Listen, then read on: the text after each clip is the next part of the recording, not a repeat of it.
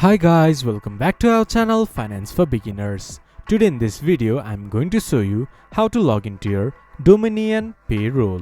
To do so, follow some simple steps with me. First of all, open your browser, then go to your default search engine. Then search Dominion Payroll Login. There, scroll down a little bit. There you can see Login Dominion Payroll. Click on it or directly go to dominionpayroll.isolvedhire.com. It will then take you to the login portal of Dominion Payroll. There, enter your email address and your password.